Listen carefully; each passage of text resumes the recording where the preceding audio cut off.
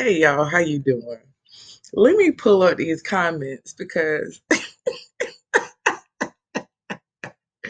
I read the comments, honey, and I answered a little bit, but child, I got to laughing so much.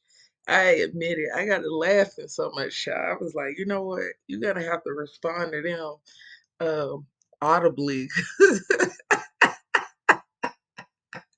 Hold on.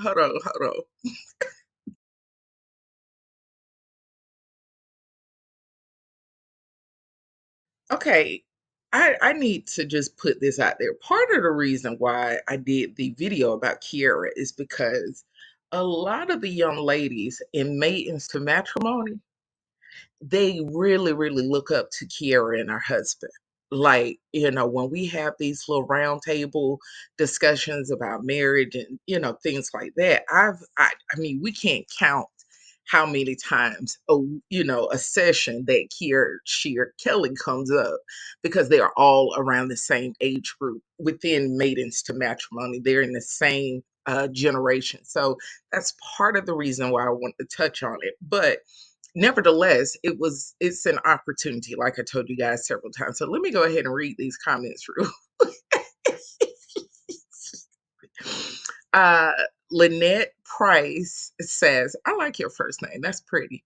Lynette, that's really pretty. I have a cousin named Lynette, now that I think about it. I'm sorry. She said, I thought it strange it's going to be on a single ladies tour with three other young ladies in gospel music. I was like, Well, the thing is, I think that I'm pretty sure that, like I said, with her being so high profile as only daughter of the presiding bishop for the largest Black denomination in the United States, um, that's part of the reason why she probably has been trying to navigate this the best way that she can. And choosing that tool was probably a way for her to announce it and kind of let people fill in the blanks for her. But like I said, a lot of the young ladies in Maidens to Matrimony, they are absolutely positively crazy about Kierra Sheard Kelly. They are crazy about her. And I understand why they love her so much. They look at her role in evangelism, they look at her talent, how she has been like a highly visible, multi-generational part of Black gospel, right? And so that's a big deal. So a lot of them, she inspires them not just for marriage, but she also inspires them when it comes to ministry and how to be a whole woman and still being successful. But yeah, I noticed it. I just didn't say anything. I just kind of, looked at it as, well, maybe, she's just going to go, but then she's not a person who has to accept every single tour or every single anything. You get what I'm saying? Because of her success level. But unfortunately, that's what's going on. Gloria Walker says, I'm so impatient listening to this. What are you talking about? An art and expert, honey. Honey,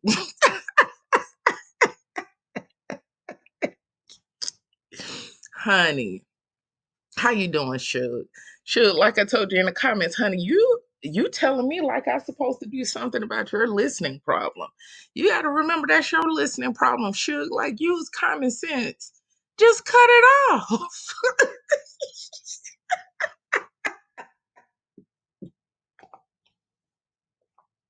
Now you know it don't make a lick of sense to come walking up to me telling me about what you don't like listening to, and then you can't even get the sentence out, honey. You better find something to play with.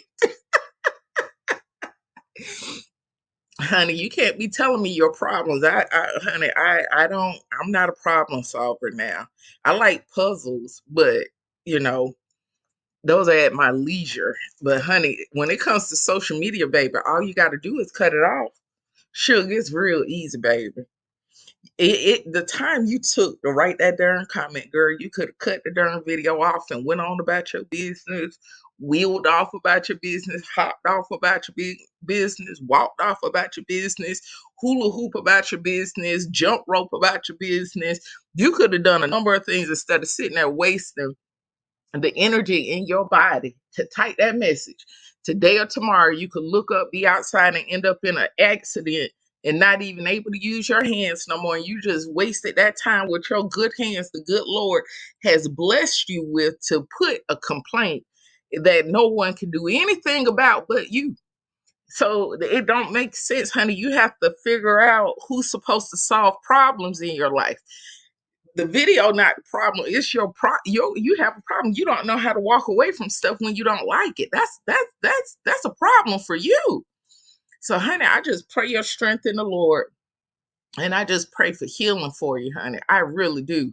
I am not being sarcastic right now. I am being so serious and sincere when I say that.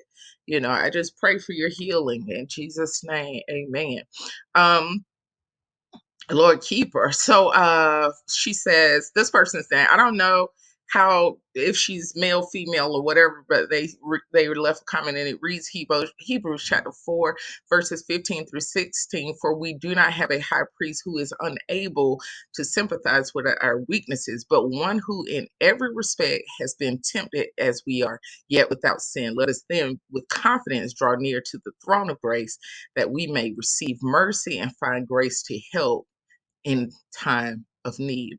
They say we don't need to give grace to them. God gives the grace. Grace is the unmerited favor of God. If they are children of God, they already have it. All they have to do is submit to God, resist the devil, and he will flee from them. All we can do is pray for them. For all have sinned and come short of the glory of God, does not discriminate on his mercy and grace, whether high or low stature. We are all regarded the same in the body. Thank you so much for leaving your comment.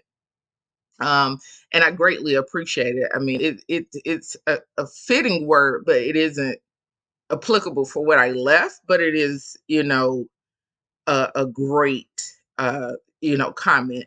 I think I need to say this. Grace in a biblical sense isn't the only definition for grace.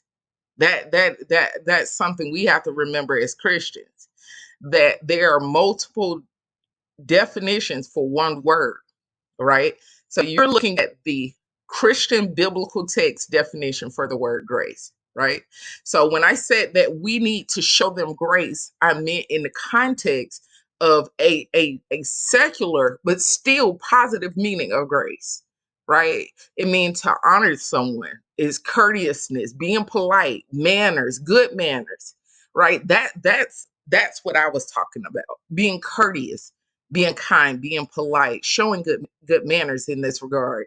So I think that is where you and I, it was a miscommunication within the video, that you heard it from one lens and I was talking about something totally different. We extend grace to people every day, all day. I know that I do. I don't know about anyone else, but it is a part of my life. It's a part of my identity. And I was just imploring other people to do the same in this instance, not just for that particular marriage, but all marriages. And that is why I did ask for people to please be mindful and to pray for them. Okay. Um, so this person, her name, whatever, it is Sabrina Allison. She said, if we are going to give them grace, why is it being talked about? Sabrina, why are you asking a rhetorical question? That doesn't make sense. Why are you asking a rhetorical question? It's being talked about because I want to. That's why. Just like you clicked on it because you want to. I mean, I don't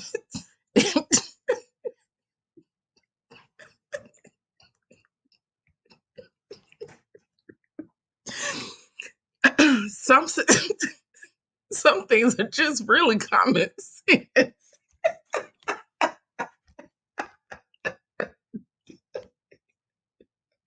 Y'all be coming, y'all be walking up to people being dumb. Like, why are you asking a dumb question? Like, why would you ask that? Who clicks on a video that you don't like?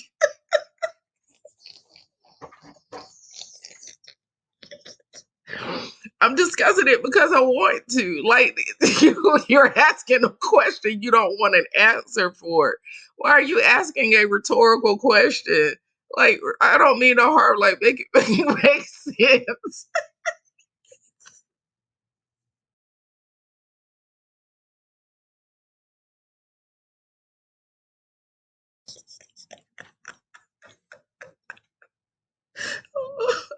My stomach hurt. Okay, hold on. She says, why not give them privacy and let them go through it? Ma'am, you are so that if that's what you want to do that. Do that, Sabrina, that do it. Like why don't you start that trend, right? Because there is no other reason why you clicked on that video other than you were being nosy. Like, for real.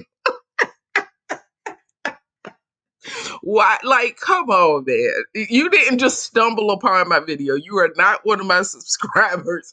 You had done keyed them numbers in and came looking shoot. So stop. Like, really? Just stop. Just stop, dear darling. Just stop. Okay. Interesting that everybody got to have something to say or speculate about what's going on in their home. Mom, mom always taught me this. We can't guess what's going on in someone's house. What I did was put out their facts. Usually within 24 months of someone having a child, their marriages go through rigmarole and a tumultuous time. Right. Another instance is when they have lost an immediate family member, such as their mother or their father. Families and marriages go through a tumultuous time. That's usually right around the time one of them, the one who lost a relative usually then decide they don't want to be married no more. Another instance, job loss, injury, finding out about chronic illnesses, debilitating illnesses, disabilities, things like that do impact marriages. And it's like the rock in a pond. There's ripple effects. And one of those ripple effects may be, in fact, that they lose their marriage. These are real topics. And if you don't feel comfortable having that conversation and think it's speculating, honey, I don't know what to tell you. Like these are real world conversations, and they are not exempt for them. Like even as high profile as they are, life happens to everyone. Rich, poor, in between, good, bad, ugly. We're in this life experience. We're having a human experience. We are spiritual beings having a human experience, and none of it don't escape us, even if we pray fast, no matter our titles. And so that is why I mentioned that it's not uncommon within that 24-month window. A lot of people, marriages go through things. And in some instances, they end up divorced. So no one's speculating anything. But if that's how you took it, then I don't know. I mean, that's that on it. Anyway, she said, big deal. She is a public figure. Let them be real people and have their lives in peace. Well, why are you commenting about them? Then you're adding to the visibility. You don't realize that? Yeah.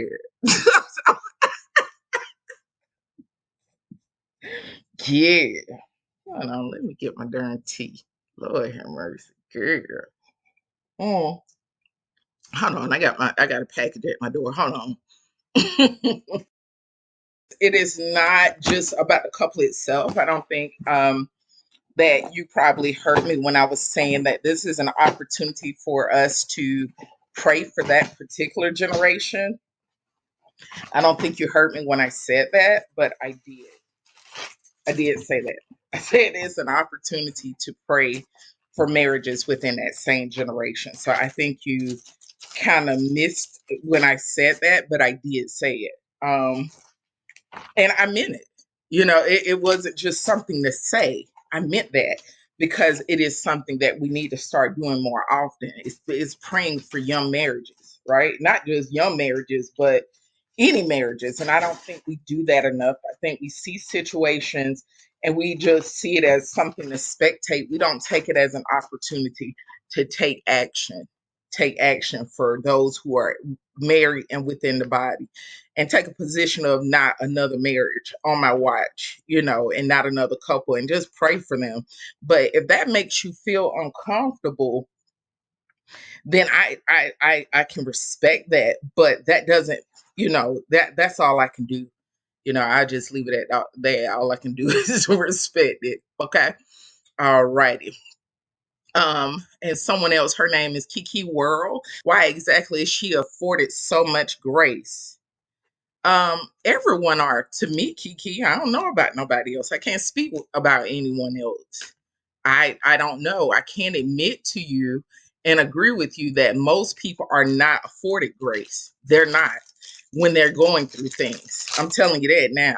And this is why so many people hide when they're going through things, because they'll get the ostracism and the ridicule, the judgment, the scorning, and all of that before they get compassion and grace. They will get cheers and jeers and laughing at them and told you. See, they thought they was so much better. See, they ain't no different than us, and that's just how nasty people are. But we have to remember that someone else's content of their heart doesn't have anything to do with you. We are responsible for ourselves, and in my instance, and I can speak from the position of someone who has gone through a very visible divorce, that we were cognizant and wise enough that every move we made, we had a great infrastructure and support system that protected our privacy at all costs. But we understood that we were limited in the number of people that we could allow to be in that journey with us. And then I turned around and I just decided to be as transparent as possible about it, from the position of hoping that someone learns from my journey and my experience, how it went, being a visible couple, being someone, that everybody knows, governor sending letters to the house, sending flower arrangements to the house for our anniversaries and all of this stuff, to turn it into an opportunity, because I knew and we knew how many couples and how many people looked up and idolized our marriage, idolized our covenant, our union, and they wanted that for themselves. So we felt a burden of feeling like we were not just letting God down, but also letting all of these people down that we had inspired. So my position for it was different. I have a very loving family. I have a very supportive family. I have a very protective family. Okay. And because of that, I'm afforded to be able to speak on it myself. I don't have someone else speaking for me. And in this instance, they're afforded from me. I don't know about anybody else. They're afforded from me the same thing that was given to me. Therefore, I feel comfortable and excited to provide the same thing to someone else, to not rejoice in their pain and their suffering, okay, but instead to have the wisdom and compassion to pray for them. Visible or not, rich, poor, in between, it is still a painful, traumatic process. And we have to use wisdom when we see people go through things. And that's not a common approach. I know that, especially in this day and age. I know that for a fact. People, the most views on this platform are always for people who are happy to see people suffer. If you don't believe me, just get in your little YouTube hoopty and just pay attention to your favorite pages that are positive. Look at their numbers.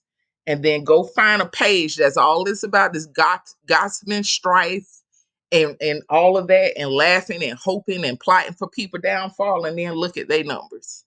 You understand? That's not my ministry, honey. That's not my heart.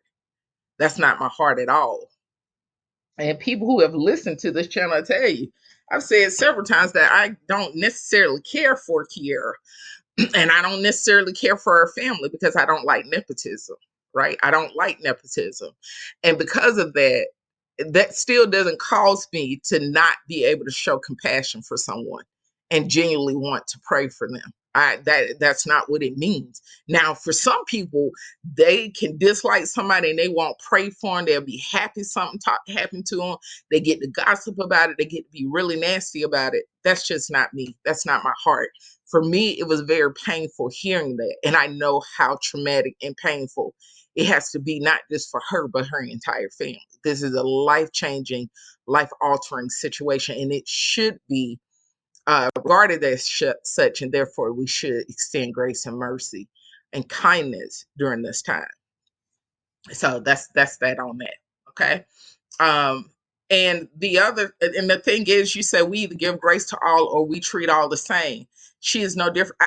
Baby, I can't tell you what to do. Baby, I can't tell you how to treat people.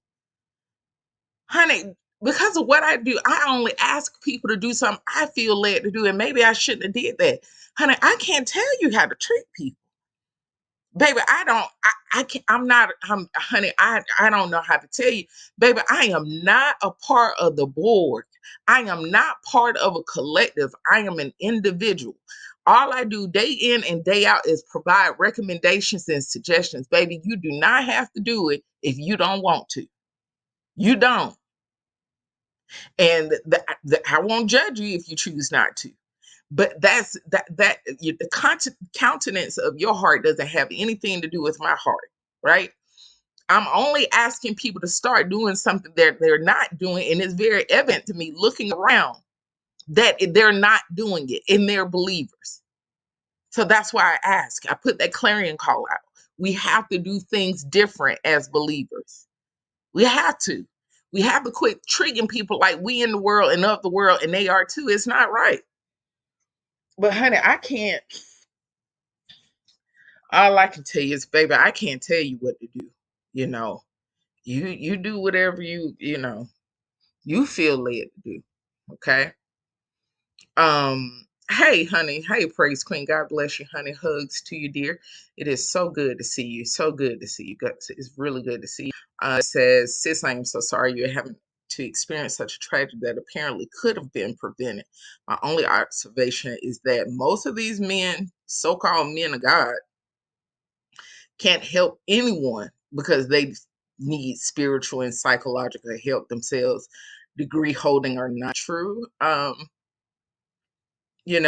baby's body is actually on the way home. My friend, due to his family having, a certain type of business, they are helping. Well, they help to get his body home because they're not from here. So, his body is being transported home and they help pay for that.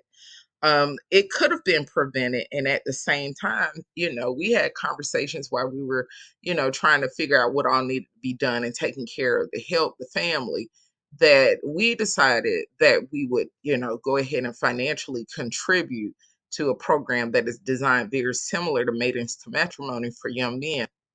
The difference is, as in all things, I prefer that nobody know I donated the money. Nobody knows that he donated the money. We will not be visible in this. This is something both he and I are passionate about. Getting it done, getting it built, getting it arranged. I'll do the program development and all of that, but I'm not going to manage that program, and my face will not be visible in that program. I'm just providing financial resources, and my boyfriend providing resources as well. So um, that's what we felt led to do, but it's still, weighing heavy on my heart that we have to do something. And due to the nature and climate of what's going on with African American men right now, I understand it wouldn't be a good idea for me to be visible and known to be actually the founder and creator of this program as a Black woman. Yes, it's messed up. Yes, it's disgusting. But the goal is we got to get them help. And we do not want gender to be a barrier to that help that can possibly save a young man's life. And unfortunately, we didn't get to help that baby, but we are doing everything that we can to help his family and his extended family and those who love him and know him. So thank you so much, Praise Queen. Yeah, it's been a lot. These babies, are choosing to take their lives. And it's been, it's my brain can't even let me process it. It's still something I'm emotionally trying to navigate, and my heart and prayers go out to our young men. And just we got to do something. So therefore, I'm a take action person, and so we're both doing what we can to be of assistance. And let me add this little caveat: it feels good to deal with someone who ask me, what do you want to do, instead of somebody asking me, what do you want? So it's a good thing to deal with someone who are offering to roll up their sleeves and be right there with me as we get things done, opposed to someone who are just like, I'll buy you something. I mean, what do you want to buy? What do you want to buy? And it's different when it's someone who understands my heart and how much it means to actually do the work. Um, and I'm enjoying that experience, because the other day he saw me, I was working with my little block puzzle, and I was sitting in the office, and he came around the corner. He know my rule, or my habit. I play with puzzles. I do a puzzle when I'm trying to figure out a solution to a situation. And he just came around the corner and said, what do you want to do? What is it you're trying to figure out how you want to get it done? What is it? And just telling him, and that immediately went into brainstorming, and we were able to figure out what to do to get this child back home for his funeral services, make sure they have a unit, transported down there for them, and trying to formulate and finance this program. So it's good to have someone who share the same heart, but even though he's not of the same religious faith, he is Muslim, of course, because he's Iraqi. But it's good to interact with someone who just gets it. It's hard to explain it, because when I was married, if something like this would have happened, or situations came up, like, genuinely, he did not care.